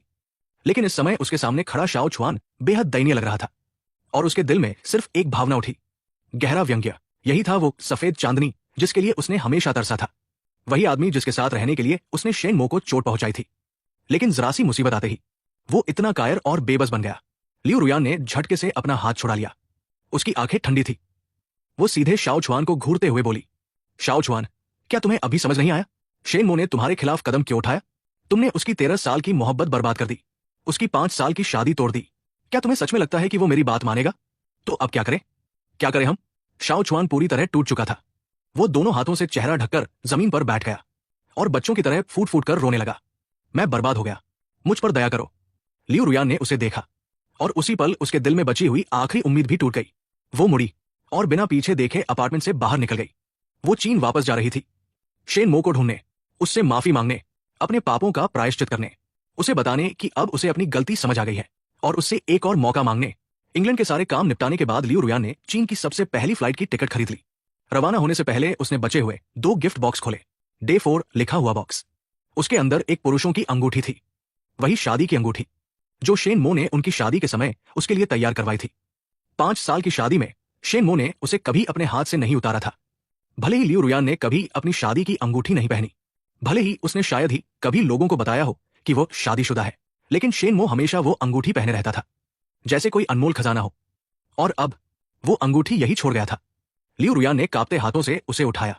अंदर की तरफ खुदा हुआ था, love you for a life time, और दोनों के नामों के शुरुआती अक्षर। आंसू फिर से बह निकले, एक एक बूंद अंगूठी पर गिरती रही। फिर उसने आखिरी बॉक्स खोला, डे 5। ये वो अंतिम सरप्राइज था जिसका वादा शेन मो ने किया था। कांपते हाथों से उसने बॉक्स खोला। अंदर कोई उपहार नहीं था, सिर्फ 2 दस्तावेज थे। पहला, तलाक का समझौता, उस पर शेन मो के साफ और मजबूत हस्ताक्षर थे। दस्तावेज में लिखा था कि शादी के बाद की सारी संपत्ति लियू रुयान के नाम रहेगी और शेन मो स्वेच्छा से संपत्ति के बंटवारे का अपना हर अधिकार छोड़ रहा है। आखिरी पल तक वो अब भी उसके बारे में सोच रहा था। दूसरा दस्तावेज, शेन ग्रुप और शेन मो की पहचान का पूरा विवरण। शेन परिवार का इकलौता उत्तराधिकारी, शेन ग्रुप का अध्यक्ष, युआनजो फार्मास्यूटिकल्स का चेयरमैन, देश के सबसे बड़े व्यापारिक समूह में से एक का भविष्य का मालिक। हर शब्द लियू रुयान के दिल पर हथौड़े की तरह गिर रहा था। उसका वर्षों पुराना घमंड चकनाचूर हो रहा था। अब उसे समझ आया कि उसने क्या खो दिया। वो सोचती थी कि उसने एक साधारण आदमी से शादी की है, लेकिन वो आदमी ऐसी दौलत और हैसियत रखता था जिसे वो पूरी जिंदगी में भी शायद हासिल न कर पाती। और उससे भी बढ़कर उसे अब पता चला कि शहर के अस्पताल में उसकी नौकरी, उसका एसोसिएट चीफ फिजिशियन बनना, उसके शोध प्रोजेक्ट्स, उसके करियर की हर बड़ी सफलता, इन सब के पीछे चुपचाप रास्ता बनाने वाला इंसान शेन मो था। जिस आदमी को वो साधारण समझकर तुच्छ समझती रही, वास्तव में उसकी सारी उपलब्धियां उसके लिए मामूली थी। वो हमेशा सोचती रही कि शेन मो उसके स्तर तक पहुंचने की कोशिश कर रहा है, लेकिन सच्चाई उल्टी थी। शुरू से आखिर तक ऊपर चढ़ने की कोशिश तो वो खुद कर रही थी। लियू रुयान जमीन पर बैठ गई, तलाक के कागजों को सीने से लगाकर फूट फूट कर रोने लगी। 13 साल का पीछा, 5 साल की शादी, उसने खुद अपने हाथों से उस इंसान को दूर धकेल दिया था जो उससे सबसे ज्यादा प्यार करता था। अब उसे समझ आया कि पछतावा क्या होता है। जब विमान बीजिंग के कैपिटल एयरपोर्ट पर उतरा, तब सुबह का समय था। लियू रुयान अपना सूटकेस घसीटते हुए बाहर निकली। शहर वही था लेकिन उसे सब कुछ अजनबी लग रहा था। वो सीधे उस घर पहुंची जहां उसने और शेन मो ने 5 साल साथ बिताए थे। दरवाजा खोला, घर खाली था। शेन मो के सारे कपड़े, जूते, किताबें, डिजाइन ड्राइंग्स, सब कुछ गायब था, जैसे वो कभी यहां रहा ही ना हो। बस घर अब भी बिल्कुल साफ सुथरा था, हर चीज अपनी जगह पर थी, मानो उसके 5 सालों की मेहनत अब भी दीवारों में बसी हुई हो। वो बेडरूम में गई, बेड साइड ड्रॉर खोला, अंदर उसकी अपनी शादी की अंगूठी रखी थी, वही अंगूठी जिसे उसने शादी के बाद कभी नहीं पहना। और उसके बगल में रखी थी शेन मो की अंगूठी। दोनों अंगूठियां साथ पड़ी थी, जैसे उसकी पूरी शादी का मजाक उड़ा रही हों। लियू रुयान ने कांपते हाथों से अंगूठी उठाई और अपनी उंगली में पहन ली। अंगूठी बिल्कुल फिट आई, लेकिन उसका दिल पहले से कहीं ज्यादा खाली महसूस हो रहा था। उसने फोन निकाला और शेन मो को कॉल किया। नंबर बदलने के कारण इस बार कॉल लग गई। फोन लंबे समय तक बजता रहा, फिर किसी ने उठाया। उधर से शेन मो की परिचित आवाज सुनाई दी, लेकिन उसमें अब कोई गर्माहट नहीं थी, सिर्फ ठंडापन, दूरी और हल्की सी अधीरता। कौन? आवाज सुनते ही लियू रुयान के आंसू बह निकले। उसकी आवाज कांप गई। आमो, मैं हूं। कुछ सेकंड तक दूसरी तरफ सन्नाटा रहा, फिर शेन मो की सपाट आवाज आई। क्या बात है? आमो, मैं वापस चीन आ गई हूं। मैं हमारे घर में हूं। कृपया वापस आ जाओ, हम मिलकर बात करते हैं। शेन मो की आवाज पानी की तरह शांत थी। हमारे बीच बात करने के लिए कुछ नहीं बचा। तुम्हें तलाक के कागज मिल गए होंगे। अगर कोई समस्या नहीं है तो उन्हें साइन कर दो, बाकी बात वकील कर लेंगे। नहीं, लियू रुयान चीख पड़ी। आमो, मैं तलाक नहीं चाहती। मुझे अपनी गलती समझ आ गई है, सच में समझ आ गई है। कृपया मुझे माफ कर दो, हम फिर से शुरुआत कर सकते हैं, प्लीज। शेन मो हल्के से हंसा, उस हंसी में सिर्फ व्यंग्य था। डॉक्टर लियू, क्या तुम्हें सच में लगता है कि यह संभव है? लियू रुयान बेकाबू होकर रोने लगी। मुझे पता है मैंने बहुत गलतियां की। मुझे तुम्हारे साथ इतना ठंडा व्यवहार नहीं करना चाहिए था। मुझे शाओ छुआन के साथ उलझना नहीं चाहिए था। मुझे तुम्हें चोट नहीं पहुंचानी चाहिए थी। आमो, बस एक और मौका दे दो। मैं वादा करती हूं कि इस बार बदल जाऊंगी। मैं तुम्हारे साथ अच्छा व्यवहार करूंगी। हम अच्छी जिंदगी जिएंगे। जरूरत नहीं है। शेन मो ने ठंडी आवाज में उसे बीच में रोक दिया। 13 सालों में मैंने तुम्हें अनगिनत मौके दिए थे, उन्हें ठुकराने वाली तुम थी। अब बहुत देर हो चुकी है। नहीं, अभी देर नहीं हुई, लियू रुयान जल्दी से बोली। उसकी आवाज में आखिरी उम्मीद बची हुई थी। मैंने शाओ छुआन से सारे संबंध तोड़ दिए हैं। जिस इंसान से मैं प्यार करता हूं वो तुम हो, हमेशा से तुम ही थी। बस मैं पहले बहुत मूर्ख था, मैं अपने ही दिल को साफ साफ नहीं समझ पाया था। शेन मो ने उसका पूरा नाम लेकर कहा। उसकी आवाज में झुंझलाहट साफ झलक रही थी। बहाने बनाना बंद करो। तुम मुझसे प्यार नहीं करती, तुम उस हैसियत से प्यार करती हो जो मैं तुम्हें दे सकता हूं। शेन परिवार के उत्तराधिकारी की पहचान, संसाधन और स्टेटस। अगर मैं आज भी वही साधारण आर्किटेक्ट होता तो क्या तुम मेरे पास वापस आती? लियू रुयान के शब्द गले में ही अटक गए। वो एक शब्द भी नहीं बोल पाई। मैं पहले ही अपने वकील से तलाक के कागज तुम्हें भेज चुका हूं, उन पर साइन कर दो और शांति से अलग हो जाते हैं। शेन मो के लहजे में किसी भी तरह की बातचीत की गुंजाइश नहीं थी। अब मुझे दोबारा कॉल मत करना, मैं अब तुम्हारे साथ किसी भी तरह का रिश्ता नहीं रखना चाहता। इतना कहकर उसने तुरंत फोन काट दिया। जब लियू रुयान ने दोबारा कॉल किया तो लाइन पहले से ही व्यस्त थी। मोबाइल हाथ में लिए लियू रुयान वही जमीन पर गिर पड़ी और बेकाबू होकर रोने लगी। उसे समझ आ गया था कि शेन मो अब सचमुच उसे नहीं चाहता, लेकिन वो इसे स्वीकार नहीं कर पा रही थी। वो उसे ऐसे नहीं खो सकती थी। उसने शेन ग्रुप का पता किया और अगली सुबह कंपनी की बिल्डिंग के नीचे जाकर इंतजार करने लगी। उसने सफेद रंग की ड्रेस पहनी हुई थी और बेहद नाजुक मेकअप किया था। वो फिर से वैसी ही दिखना चाहती थी जैसी पहली नजर में शेन मो को उससे प्यार हो गया था। वो सुबह से दोपहर तक वही खड़ी रही, लोगों को आते जाते देखती रही। आखिरकार उसने कंपनी के सामने वही परिचित बेंटले कार रुकते देखी। कार का दरवाजा खुला और शेन मो बाहर निकला। उसने काले रंग का कस्टम टेलर्ड सूट पहन रखा था। उसका शरीर सीधा और आत्मविश्वास से भरा हुआ था। उसकी मौजूदगी बेहद प्रभावशाली थी और उसकी आंखें तेज तथा पैनी थी। वो उस शांत और संकोची आदमी से बिल्कुल अलग लग रहा था जिसे लियू रुयान पहले जानती थी। उसके साथ सु छिंग्यान चल रही थी। सु छिंग्यान ने शैंपेन रंग की लंबी ड्रेस पहन रखी थी। उसका हाथ शेन मो की बाह में था और चेहरे पर एक कोमल मुस्कान थी। दोनों साथ साथ चल रहे थे, एकदम परफेक्ट जोड़ी, एक हैंडसम पुरुष और एक खूबसूरत महिला। यह दृश्य देखकर लियू रुयान का दिल मानो चीर दिया गया हो। दर्द इतना था कि उसे सांस लेना भी मुश्किल लग रहा था। वो भागकर आगे गई और शेन मो का रास्ता रोक लिया। नहीं, शेन मो रुक गया। उसे देखते ही उसकी भौहें सिकुड़ गई। उसकी आंखों में केवल ठंडापन और अधीरता थी। झो छिंग्यान भी रुक गई, लेकिन उसने शेन मो की बाह नहीं छोड़ी। वो बस शांति से लियू रुयान को देखती रही। उसकी आंखों में कोई दुश्मनी नहीं थी, केवल हल्की सी दूरी और उदासीनता थी। आमो, क्या तुम मुझे 5 मिनट दे सकते हो? बस 5 मिनट, मैं तुमसे कुछ बातें करना चाहती हूं। लियू रुयान की आंखों में आंसू भर आए। उसका रवैया बेहद विनम्र और दयनीय हो चुका था। मेरे पास तुमसे कहने के लिए कुछ नहीं है, शेन मो ने ठंडे स्वर में कहा। तलाक की बात अपने वकील से कर लेना। मैं तलाक नहीं लूंगी, लियू रुयान ने उसकी ओर देखते हुए कहा और आंसू बह निकले। आमो, 13 साल का रिश्ता, 5 साल की शादी। क्या तुम सच में इसे ऐसे ही छोड़ सकते हो? मुझे पता है कि तुम्हारे दिल में अब भी मेरे लिए भावनाएं हैं, है ना? मेरे दिल में भी अब भी तुम्हारे लिए भावनाएं हैं। शेनमो उपहास भरी हंसी हंसा। लियू रुयान, क्या तुम खुद को कुछ ज्यादा ही महत्वपूर्ण नहीं समझती? जिस दिन मैंने तुम्हें एडिनबर्ग की बारिश में किसी दूसरे आदमी के जूते और मोजे उतारते देखा था, उसी दिन तुम्हारे लिए मेरी सारी भावनाएं मर गई थी। और जिस दिन तुम आधी रात को किसी दूसरे आदमी के पास जाने के लिए बहाने बनाने लगी थी, उसी दिन तुम्हारे लिए मेरा जुनून भी खत्म हो गया था। वो उसकी ओर देखता रहा। उसका हर शब्द सीधे उसके दिल में छुरा घूम रहा था। आज तुम मेरे पास वापस इसलिए नहीं आई हो क्योंकि तुम मुझसे प्यार करती हो। तुम वापस इसलिए आई हो क्योंकि शाओ छुआन बर्बाद हो चुका है। तुमने अपना सहारा खो दिया है, इसलिए अब मुझे बैकअप प्लान की तरह इस्तेमाल करना चाहती हो। अफसोस की बात है, मैं अब यहां कचरा स्वीकार नहीं करता। लियू रुयान का चेहरा पल भर में सफेद पड़ गया। ओह हाँ, मैं तुम्हें एक बात बताना तो भूल ही गया। शेनमो की आवाज अब भी बर्फ जैसी ठंडी थी। जिस सिटी हॉस्पिटल में तुम काम करती हो, उसका सबसे बड़ा निवेशक शेन परिवार है। तुम्हारा मेडिकल लाइसेंस और तुम्हारा विभाग, हमने तुम्हारे रिसर्च प्रोजेक्ट की दोबारा जांच के लिए संबंधित दस्तावेज जमा कर दिए हैं। तुम खुद अच्छी तरह जानती हो कि आज जिस मुकाम पर पहुंची हो, उसे पाने के लिए तुमने वास्तव में क्या क्या किया है। आज से तुम देश के मेडिकल क्षेत्र में काम नहीं कर पाओगी। लियू रुयान का शरीर कांप उठा। वो लड़खड़ाते हुए एक कदम पीछे हटी और लगभग गिर ही गई। उसे आखिरकार समझ आ गया कि शेनमो का बदला कितना निर्दयी था। उसने न केवल शाओ छुआन को बर्बाद कर दिया था, बल्कि उसकी जिंदगी की सबसे कीमती चीज भी छीन ली थी। आमो, तुम मेरे साथ ऐसा नहीं कर सकते, लियू रुयान ने निराशा से चीखते हुए कहा। वो मेरी पूरी जिंदगी की मेहनत है। शेनमो ने उसकी ओर ठंडी निगाहों से देखा। तुमने मेरी जिंदगी के सबसे बड़े जुनून को बर्बाद किया था, और मैंने तुम्हारी जिंदगी की सबसे बड़ी उपलब्धि को बर्बाद कर दिया। क्या यह बराबरी का हिसाब नहीं हुआ? उसकी आंखों में जरा भी दया नहीं थी। यह कहकर उसने दोबारा उसकी ओर नहीं देखा। उसने सु छिंगयान की कमर में हाथ डाला और सीधे कंपनी की बिल्डिंग के अंदर चला गया। शुरुआत से लेकर अंत तक उसने एक बार भी पीछे मुड़कर नहीं देखा। लियू रुयान वही खड़ी उसकी जाती हुई पीठ को देखती रही। आखिरकार वो खुद को संभाल नहीं पाई और जमीन पर गिरकर फूट फूट कर रोने लगी। आसपास मौजूद सभी लोग उसे घूर रहे थे। लोगों की फुसफुसाहट और तानों के बीच वो सबके सामने बुरी तरह हार चुकी थी। वो किसी मस्खरे की तरह अपमानित होकर रह गई थी।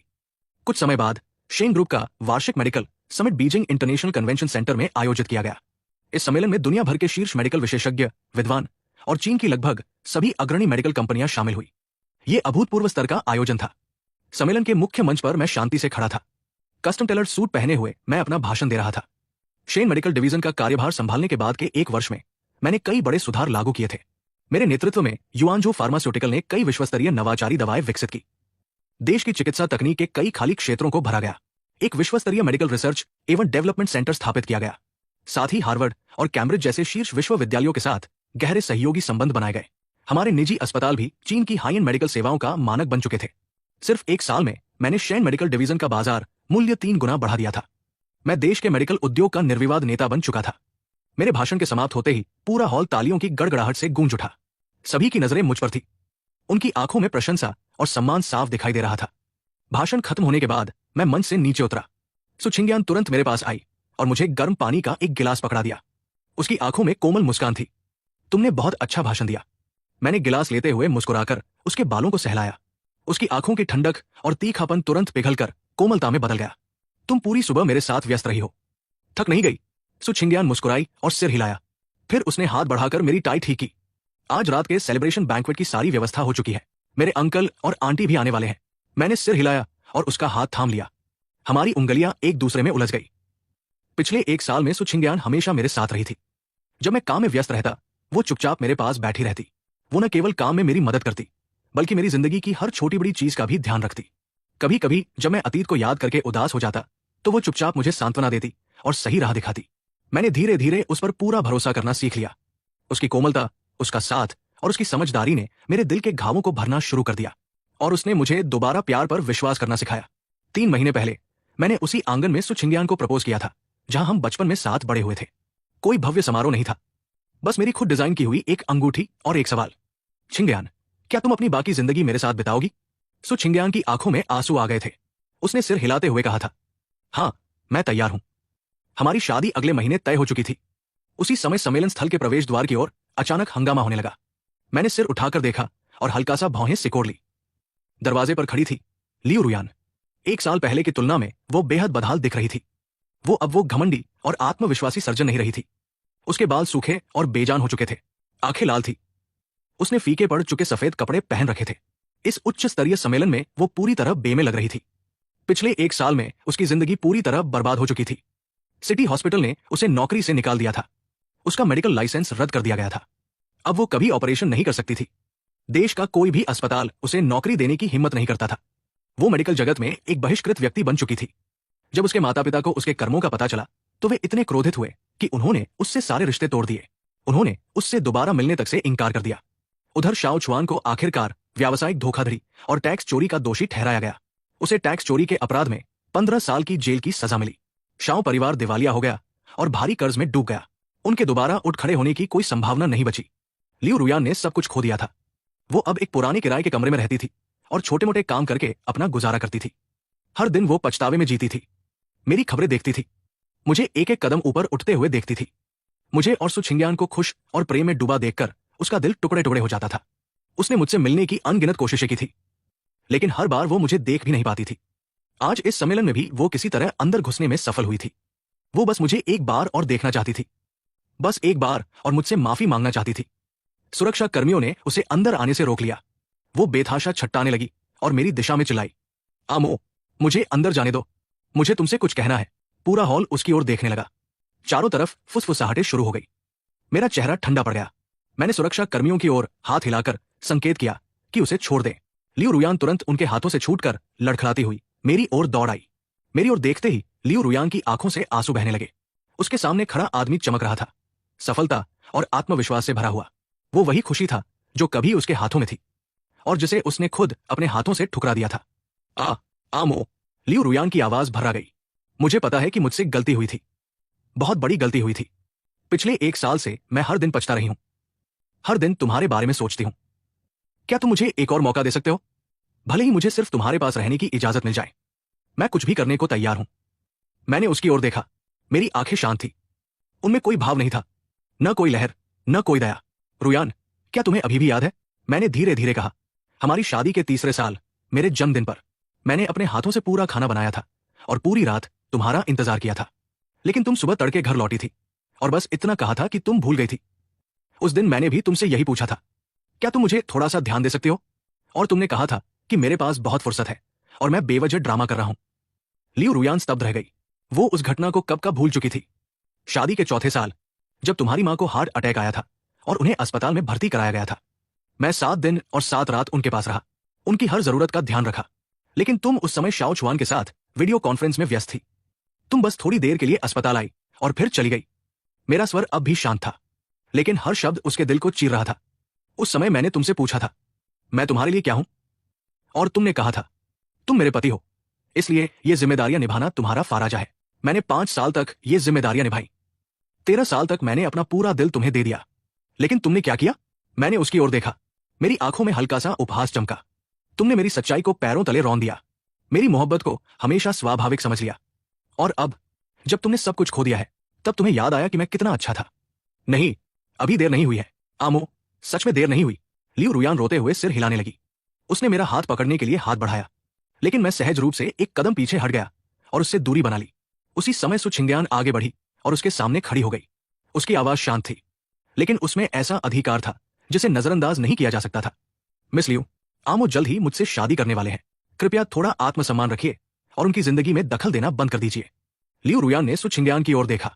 उसकी उंगली में चमकती हीरे की अंगूठी पर नजर पड़ी। फिर उसने उसकी आंखों में मौजूद खुशी और विश्वास देखा। उसका दिल मानो किसी तेज चाकू से काट दिया गया हो। उसे आखिरकार समझ आ गया था, उसने मुझे पूरी तरह खो दिया था। जिस आदमी से वो 13 साल तक प्यार करती रही, उसी आदमी को उसने अपने हाथों से दूर धकेल दिया था और अब वो कभी वापस नहीं आने वाला था।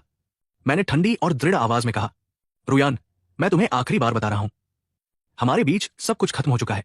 सब उसी दिन खत्म हो गया था जब एडिनबर्ग की उस बरसाती रात में मैंने मुड़कर तुम्हारे दिए हुए गुलाबों को कूड़ेदान में फेंक दिया था। अब दोबारा कभी मेरे सामने मत आना और मेरी मंगेतर के साथ मेरी जिंदगी में दखल देने की कोशिश मत करना, वरना अगली बार मैं इतना विनम्र नहीं रहूंगा। ये कहकर मैंने उसकी ओर दोबारा नहीं देखा। मैंने सु छिंगयान का हाथ थाम लिया और मुड़कर चल दिया। लियू रुयान वही खड़ी हमारी जाती हुई पीठ को देखती रही। हम दोनों साथ साथ चल रहे थे, एक परफेक्ट जोड़ी, एक हैंडसम पुरुष और एक खूबसूरत महिला। आखिरकार वो खुद को रोक नहीं पाई। वो जमीन पर गिर पड़ी और फूट फूट कर रोने लगी। आसपास के लोग उसकी ओर उंगलियां उठाकर बातें करने लगे। हर किसी की आंखों में उपहास और तिरस्कार था। आखिरकार उसे अपने कर्मों की कीमत चुकानी पड़ी। अपनी बाकी जिंदगी वो सिर्फ अंतहीन पछतावे में जी सकती थी। अकेली और पश्चाताप से भरी हुई। 3 महीने बाद मेरी और सु छिंगयान की शादी बीजिंग में हुई। शादी भव्य और बेहद रोमांटिक थी। मनोरंजन जगत के आधे से अधिक बड़े नाम और दुनिया भर के व्यावसायिक साझेदार उसमें शामिल हुए। विवाह समारोह में मैं सु छिंगयान का हाथ थामे पादरी के सामने खड़ा था। मैंने उसकी आंखों में देखा और एक एक शब्द स्पष्ट रूप से कहा, छिंगयान, मेरी जिंदगी में आने के लिए तुम्हारा धन्यवाद। तुमने मेरे जीवन के सारे अंधेरों को रोशनी से भर दिया। अपनी बाकी जिंदगी मैं तुमसे प्यार करूंगा, तुम्हारी रक्षा करूंगा, कभी तुम्हारा साथ नहीं छोड़ूंगा। जीवन हो या मृत्यु, मैं हमेशा तुम्हारे साथ रहूंगा। सु छिंगयान की आंखों में आंसू भर आए। वो मुस्कुराई और बोली, आमो, मैं भी हमेशा तुम्हारे साथ रहूंगी। सुख में भी, दुख में भी, हर परिस्थिति में मैं तुमसे प्यार करती हूं।